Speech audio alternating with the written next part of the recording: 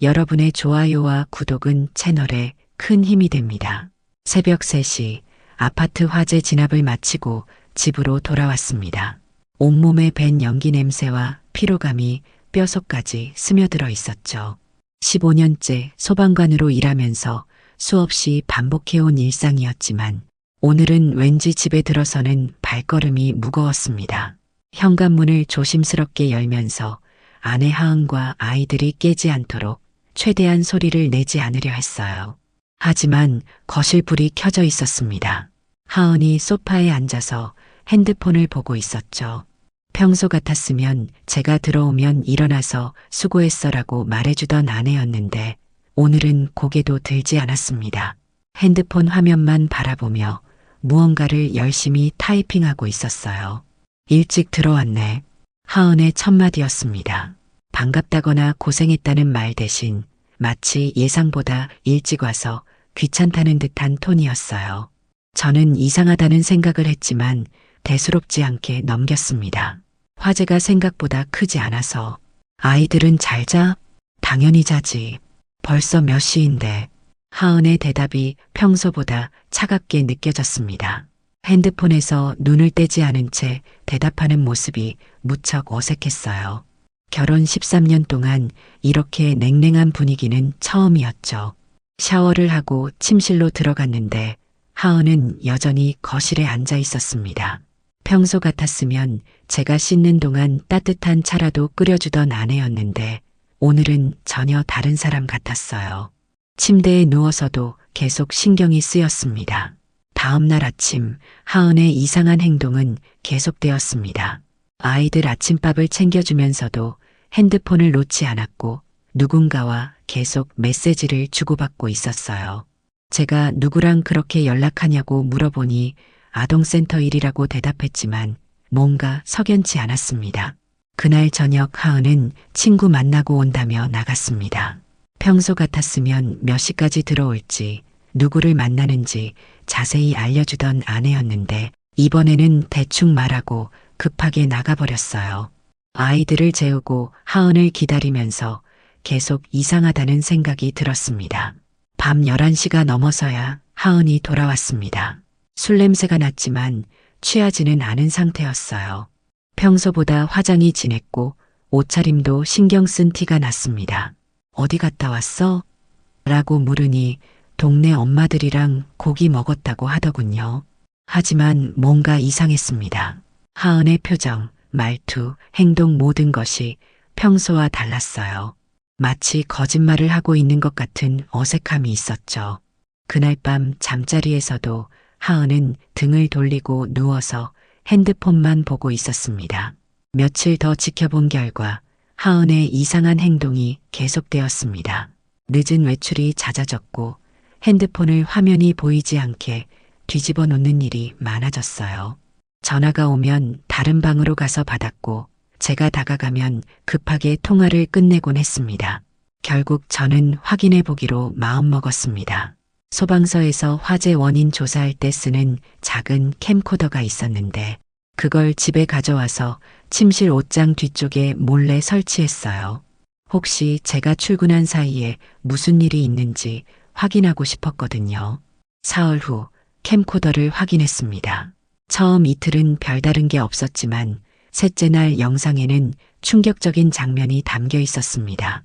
제가 출근한 지 1시간 후 하은이 누군가를 집에 들였던 거였어요. 그 사람은 동네 청년의 대표로 활동하는 윤재혁이었습니다. 두 사람이 거실에서 나누는 대화를 들으면서 제 세상이 무너지는 것 같았습니다. 특히 하은이 한 말이 귀에서 떠나지 않았어요. 그 사람은 그냥 생활비 뱉는 기계야. 캠코더 영상을 다시 재생했습니다. 믿고 싶지 않았지만 화면 속 두 사람의 모습은 분명했어요. 하은과 윤재혁이 제 집 거실에서 스스럼 없이 대화하며 커피를 마시고 있었고 그들의 친밀한 몸짓과 표정이 모든 걸 말해주고 있었습니다. 더 충격적인 건 두 사람이 나누는 대화였습니다. 윤재혁이 남편한테 들키면 어떻게 할 거야? 라고 묻자 하은이 태연하게 대답했어요. 걱정 마. 그 사람은 의심이란 걸 몰라. 15년 동안 바보처럼 나만 믿고 살았거든. 윤재혁이 웃으며 그래도 조심해야지라고 하니까 하은이 더욱 당당하게 말했습니다. 진짜 그 사람은 그냥 생활비 뱉는 기계야. 매달 통장에 돈 넣어주고 아이들 학비 대주고 집안일도 도와주고 진짜 성실한 게 같아. 그 말을 들으면서 제 가슴이 터질 것 같았습니다. 13년 동안 가족을 위해 목숨 걸고 일했던 제가 아내에게는 그저 돈 버는 기계일 뿐이었다니요. 화가 났지만 동시에 너무 허탈했습니다. 윤재혁이 그럼 이혼할 생각은 없어? 라고 묻자 하은이 냉소적으로 웃으며 대답했어요. 바보야, 이혼하면 내가 뭘로 살아? 그 사람 월급이면 아이 둘 키우고 나도 편하게 살 수 있는데 그냥 지금처럼 몰래 만나는 게 제일 좋아. 만약 들키면? 안 들켜. 그 사람은 정말 순진해. 나한테 의심 한 번 안 해봤거든. 아이들만 예뻐하고 나한테는 관심도 없어. 두 사람이 웃으며 나누는 대화를 들으면서 제 인생이 얼마나 우스꽝스러웠는지 깨달았습니다. 매일 화재 현장에서 다른 사람의 생명을 구하느라 제 몸을 돌보지도 못했는데 정작 제가 지키려던 가족은 저를 이용만 하고 있었던 거죠. 영상은 더 있었습니다. 두 사람이 침실로 들어가는 장면까지 고스란히 담겨 있었어요. 제가 13년 동안 하은과 함께 잠들었던 그 침대에서 다른 남자와 그런 짓을 하고 있었다니요. 분노가 치밀어 올랐지만 동시에 너무 차갑게 식어버리는 제 마음을 느꼈습니다. 캠코더를 끄고 한참을 멍하니 앉아 있었습니다. 이런 상황에서 어떻게 해야 할지 모르겠더군요. 당장 하은을 붙잡고 따져 묻고 싶었지만 아이들 생각이 먼저 났습니다. 큰아이는 중학교 2학년, 작은아이는 초등학교 5학년이었어요. 이런 상황을 알게 되면 얼마나 충격을 받을까요? 그날 밤 하은이 집에 돌아왔을 때 저는 평소처럼 행동했습니다. 어디 갔다 왔어? 라고 물으니 아동센터에서 회의 있었다고 대답하더군요. 거짓말을 하는 하은의 모습을 보면서 이 사람이 정말 제가 알던 아내가 맞나 싶었습니다. 그 후 며칠 동안 저는 계속 관찰했습니다. 하은의 외출 패턴, 핸드폰 사용 습관, 말투와 표정 변화까지 모든 걸 지켜봤어요. 그리고 더 많은 증거들을 수집하기 시작했습니다. 캠코더 영상을 여러 곳에 복사해서 안전한 곳에 보관했고 하은의 외출 시간과 장소도 기록했어요. 윤재혁에 대해서도 알아봤습니다. 동네에서 청년의 대표로 활동하면서 건축자재 납품업을 하는 사람이었어요. 기혼자였고 아내와 아이 하나가 있었습니다. 겉으로는 성실해 보이는 사람이었지만 실제로는 남의 가정을 파괴하는 비열한 인간이었죠. 제가 이렇게 차분하게 행동할 수 있었던 건 소방관으로 일하면서 극한 상황에서도 냉정함을 유지하는 법을 배웠기 때문입니다. 감정에 휩쓸려서 성급한 판단을 하면 더 큰 피해를 입을 수 있다는 걸 알고 있었거든요. 하은은 여전히 아무것도 모르는 척 연기를 하고 있었습니다. 아이들 앞에서는 좋은 엄마 행세를 했고 제 앞에서는 평범한 아내인 양 굴었어요. 하지만 제가 볼 때는 모든 게 가짜로 보였습니다. 그동안 제가 얼마나 속아서 살았는지 깨닫게 되었죠.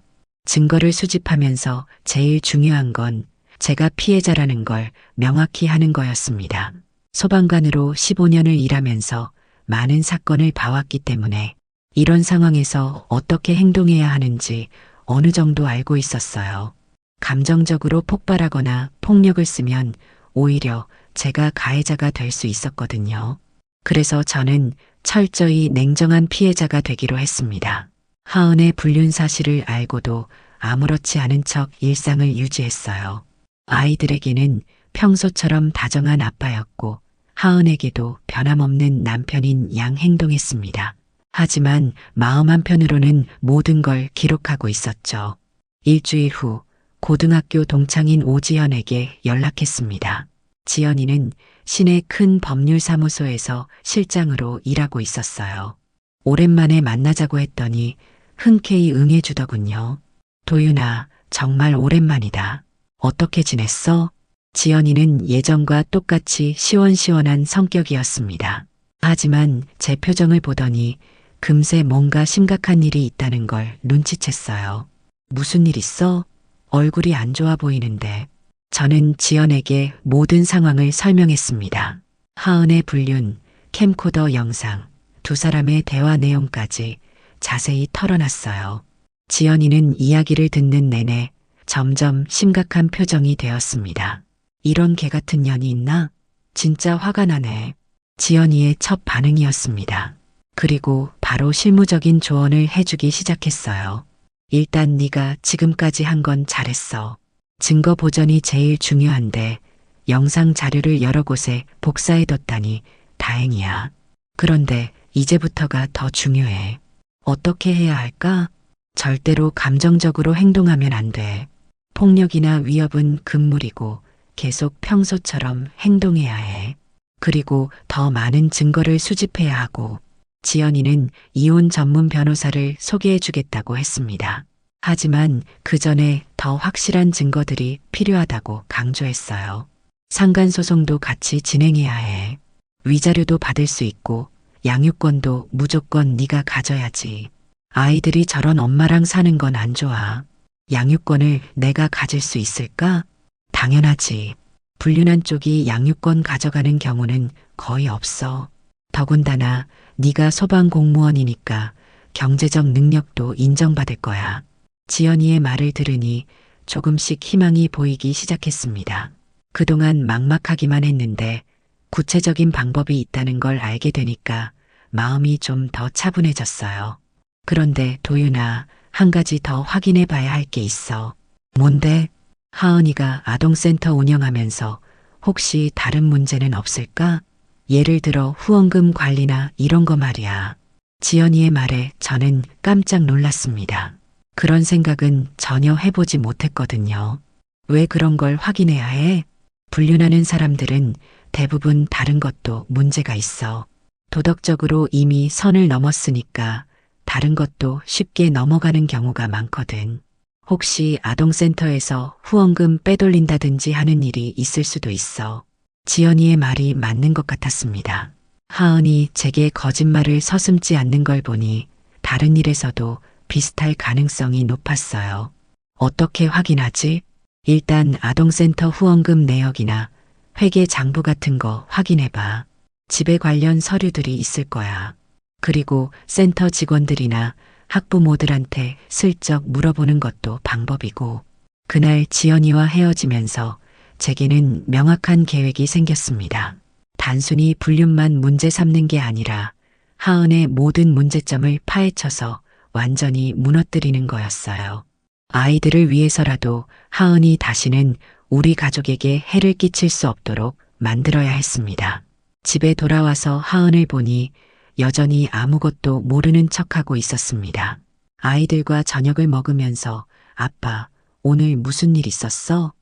라고 묻는 큰아이에게 별일 없었어 라고 대답했지만 마음속으로는 이미 복수의 계획을 세우고 있었어요.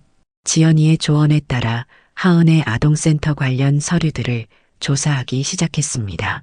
하은이 외출한 사이 집에 있는 서류들을 하나씩 확인해 봤어요. 처음에는 별다른 게 없어 보였지만 자세히 들여다보니 이상한 점들이 발견되기 시작했습니다. 후원금 입금 내역과 지출 내역이 맞지 않는 부분이 여러 곳 있었어요. 특히 기타 운영비라는 명목으로 빠져나간 돈이 상당했는데 구체적인 사용처가 명시되어 있지 않았습니다. 한 달에 100만 원씩, 때로는 200만 원씩 빠져나가고 있었죠. 하은의 개인 통장 내역도 확인해 봤습니다. 아동센터에서 월급으로 받는 금액보다 훨씬 많은 돈이 들어오고 있었어요. 정기적으로 현금이 입금되는데 그 금액이 아동센터에서 빠진 기타 운영비와 비슷했습니다. 더 확실한 증거를 얻기 위해 아동센터에 직접 가봤습니다. 하은이 회의 때문에 늦는다고 했던 날, 저는 센터 앞에서 기다려봤어요.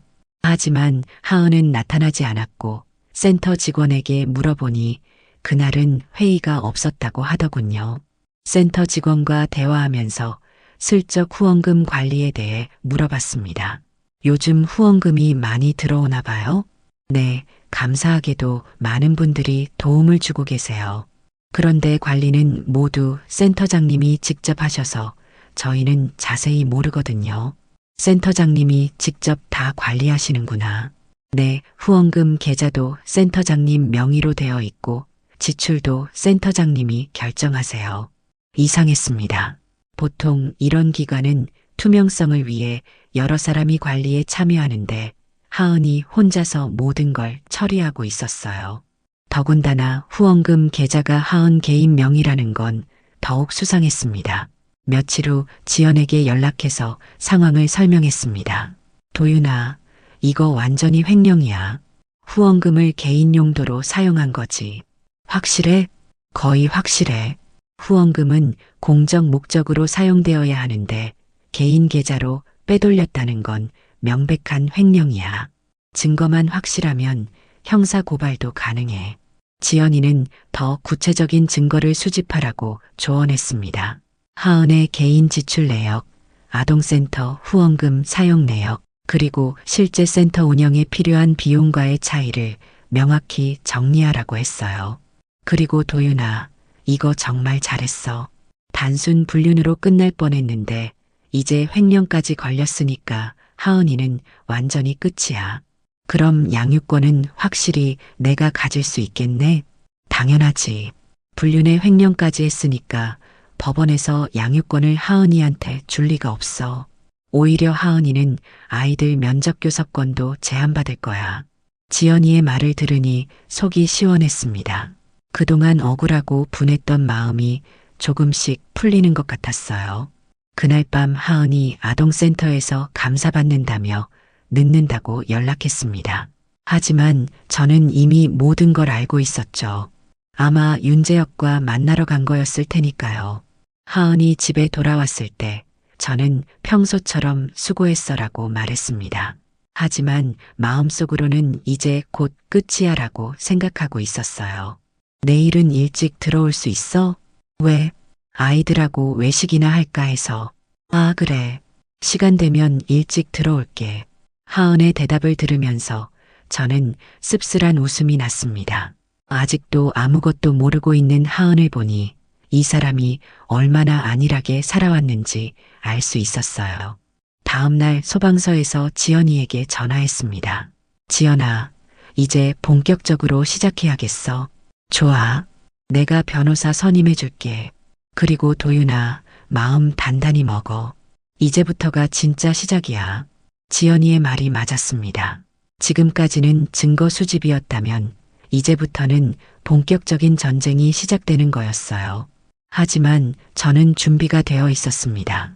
15년 동안 쌓아온 제 인생을 망친 사람들에게 정당한 대가를 치르게 할 준비 말이죠. 변호사와의 상담을 마치고 집으로 돌아오는 길에 하은으로부터 전화가 왔습니다. 여보, 미안한데 오늘 이사 준비 좀 도와줄 수 있어? 아동센터 사무실을 더 큰 곳으로 옮기게 됐거든. 이사 준비라니 좋은 기회였습니다. 하은의 물건들을 정리하다 보면 더 많은 증거를 찾을 수 있을 테니까요. 알겠어. 지금 갈게. 아동센터에 도착하니 하은이 박스들을 정리하고 있었습니다. 생각보다 짐이 많았어요. 서류 박스만 10여 개가 넘었고 각종 사무용품들도 상당했습니다. 이거 다 옮겨야 해? 응, 새 사무실이 더 넓어서 짐이 좀 많아 보이지만 괜찮을 거야. 하은과 함께 박스들을 차에 실으면서 저는 하은의 개인 물품들을 유심히 봤습니다. 특히 하은이 늘 들고 다니던 가방과 서류 가방이 눈에 띄었어요.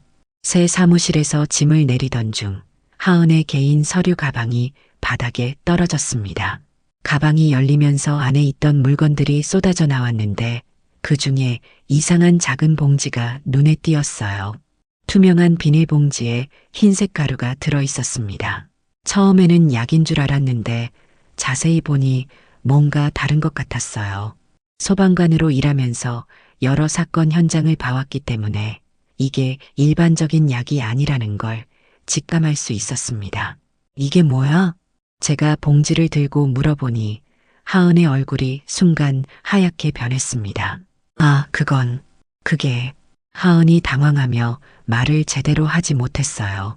그 반응을 보니 더욱 확신이 들었습니다. 이건 분명 불법적인 물건이었어요. 하은아, 이게 정확히 뭔지 말해봐. 그건 친구가 맡겨달라고 해서. 하은의 변명을 들으면서 저는 모든 상황이 정리되는 것을 느꼈습니다. 불륜, 횡령, 그리고 이제 마약까지. 하은은 제가 생각했던 것보다 훨씬 더 깊이 빠져 있었던 거였어요. 친구가 맡겨달라고? 이런 걸? 정말이야. 나도 뭔지 몰랐어. 하지만 하은의 거짓말은 너무 뻔했습니다. 모르는 물건을 이렇게 소중히 개인 가방에 넣어둘 리가 없었거든요. 저는 즉시 결정을 내렸습니다. 더 이상 미룰 이유가 없었어요. 경찰에 신고해야겠어. 뭐? 왜 갑자기 경찰을? 하은아, 이건 마약이야. 소량이라도 불법이라는 걸 알지? 하은의 얼굴이 점점 더 하얗게 변했습니다. 이제야 상황의 심각성을 깨닫는 것 같았어요. 제발 신고하지 마. 나 정말 모르고 있었다니까. 모르고 있었다고? 그럼 이걸 누가 내 가방에 넣었어? 하은이 대답하지 못했습니다. 거짓말을 계속할 수도 없었고 그렇다고 진실을 말할 수도 없는 상황이었으니까요. 저는 핸드폰을 꺼내서 112에 신고했습니다. 마약 소지 신고라고 하니 경찰이 금세 출동하겠다고 했어요. 여보, 제발. 아이들 생각해서라도. 아이들 생각해서 하는 거야. 이런 엄마 밑에서 잘할 수는 없어. 경찰이 도착했을 때 하은은 계속 억울하다며 소리쳤습니다. 자신은 모르고 있었다고 누군가 모함한 거라고 주장했어요. 하지만 경찰은 하은의 말을 믿지 않았습니다. 일단 조사받으러 가셔야겠습니다. 하은이 경찰차에 타는 모습을 보면서 저는 복잡한 기분이었습니다. 13년 동안 함께 살았던 사람이었는데 이렇게 끝날 줄은 몰랐어요. 그날 밤 아이들에게 어떻게 설명해야 할지 고민했습니다. 큰아이가 엄마는 어디 갔어? 라고 물어봤을 때 저는 급한 일이 생겨서 잠깐 나갔어라고 대답할 수밖에 없었어요. 하지만 이제 더 이상 숨길 수는 없었습니다. 아이들에게도 상황을 설명해야 했고 앞으로의 계획을 세워야 했어요. 지연에게 전화해서 상황을 알렸습니다. 와, 진짜 대박이네. 마약까지 나왔어? 그런 것 같아. 경찰서에서 조사받고 있어. 도윤아, 이제 정말 끝이야. 불륜, 횡령, 마약 소지까지. 하은이는 완전히 끝났어. 지연이의 말이 맞았습니다. 이제 하은은 어떤 변명을 해도 소용없을 거였어요. 모든 증거가 명확했고 더 이상 피할 길이 없었습니다. 하은이 경찰 조사를 받는 동안 저는 본격적으로 법적 절차를 진행했습니다. 지연이가 소개해준 변호사와 함께 이혼 소송과 상간 소송을 동시에 준비했어요. 모든 증거가 확실했기 때문에 승소는 거의 확실한 상황이었습니다. 윤재혁에 대한 상간 소송이 먼저 시작되었습니다. 법원에서 소장이 접수되고 윤재혁에게 송달이 이루어졌어요. 그날 이후로 윤재혁의 일상은 완전히 뒤바뀌기 시작했습니다. 윤재혁이 운영하던 건축자재 납품업체의 거래처들에게 소문이 퍼졌어요. 남의 가정을 파괴한 사람과 거래할 수 없다며 계약을 끊는 업체들이 하나둘씩 늘어났습니다.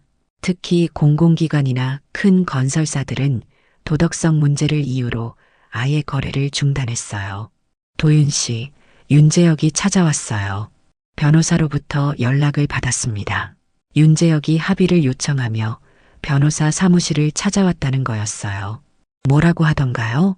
위자료를 줄 테니까 소송을 취하해달라고 하더군요. 사업이 완전히 망해가고 있다면서요. 얼마나 주겠다고 했어요? 500만 원이요.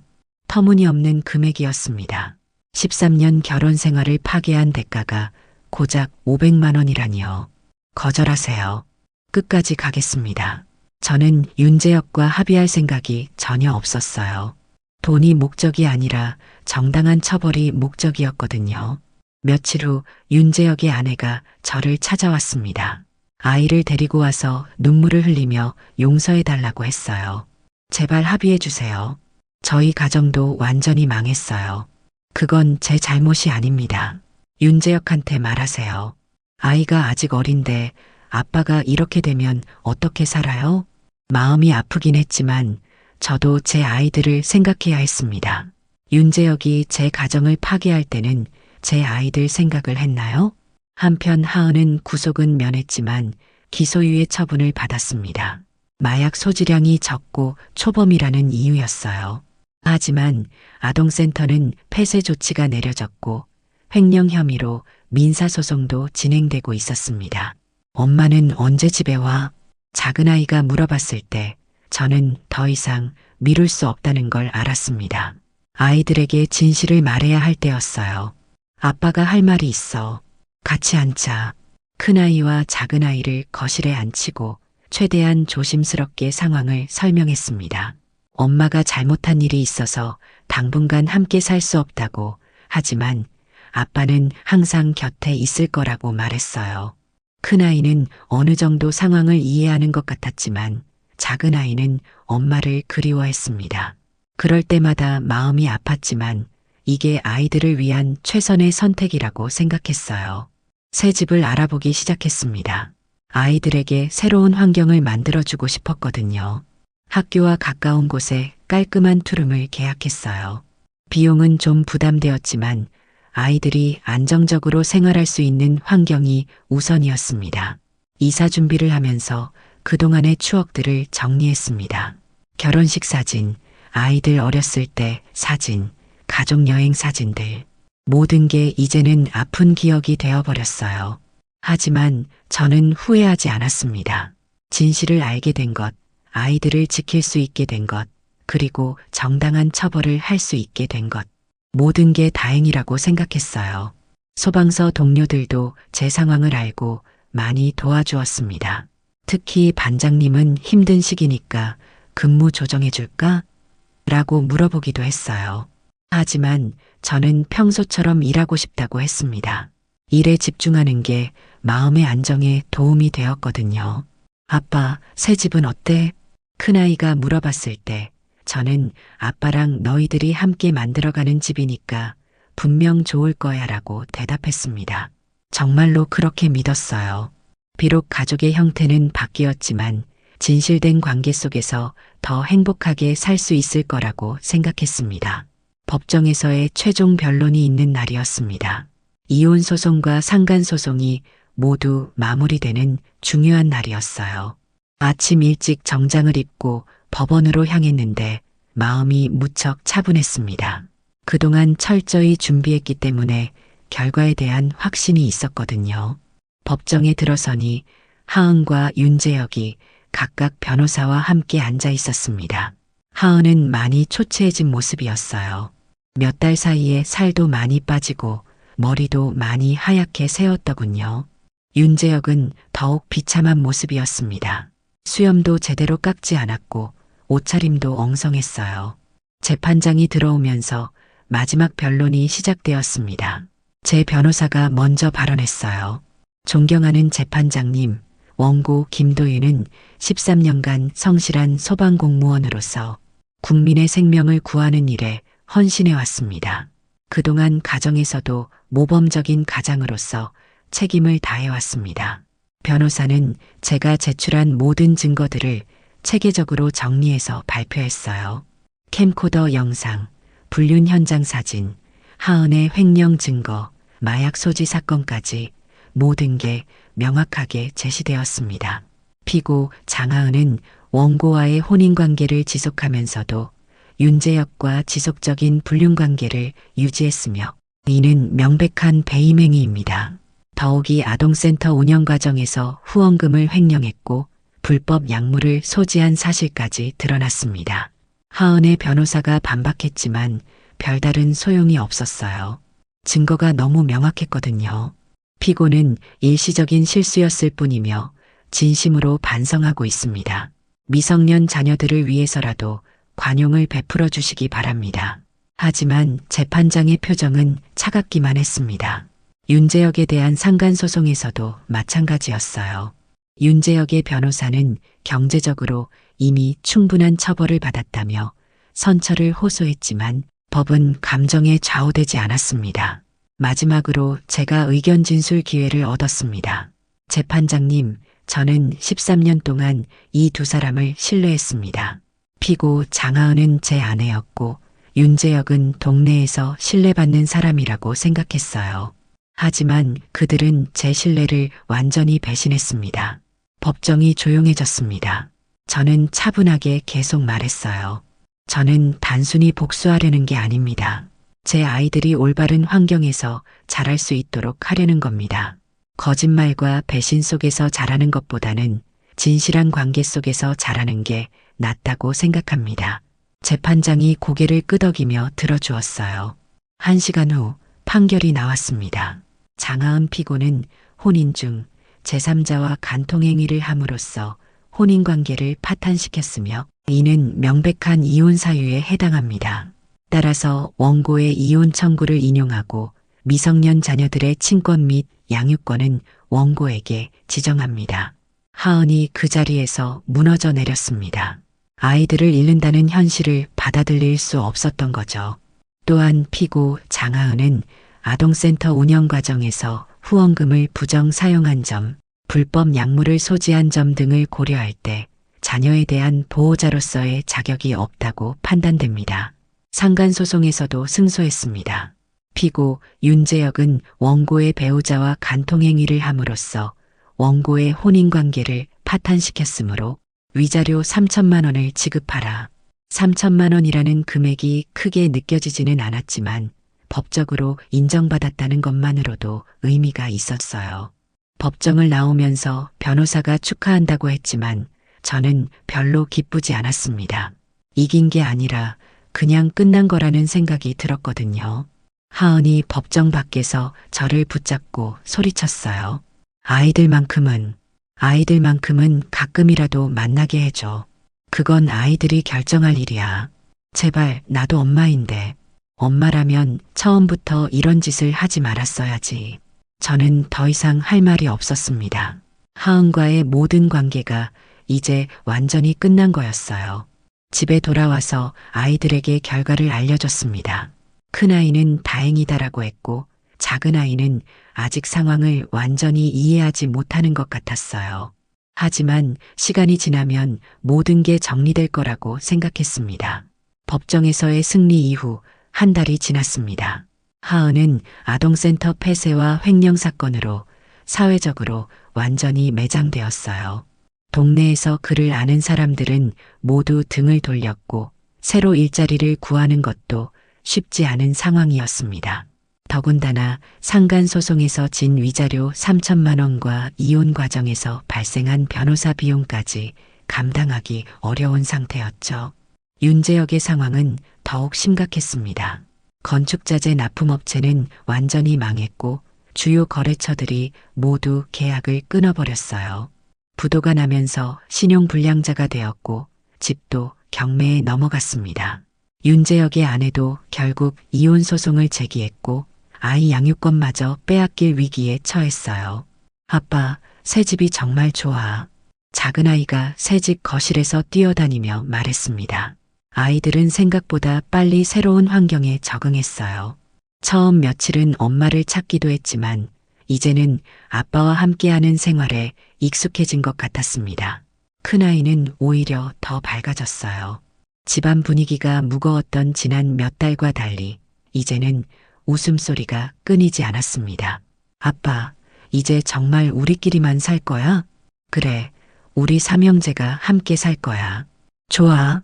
아이들의 순수한 반응을 보면서 제가 내린 결정이 옳았다는 확신이 들었습니다. 비록 가족의 형태는 바뀌었지만 진실되고 따뜻한 관계를 만들어갈 수 있을 것 같았어요. 소방서에서의 일상도 예전과 다르지 않았습니다. 동료들은 제 상황을 알고 있었지만 특별히 다르게 대하지 않았어요. 오히려 잘 정리했다며 격려해주는 사람들이 많았습니다. 도윤아, 정말 고생 많았어. 반장님이 어깨를 두드리며 말씀해 주셨어요. 아니에요. 이제 마음이 편해졌습니다. 정말 그랬습니다. 그동안 의심과 걱정으로 가득했던 마음이 이제는 맑아진 느낌이었어요.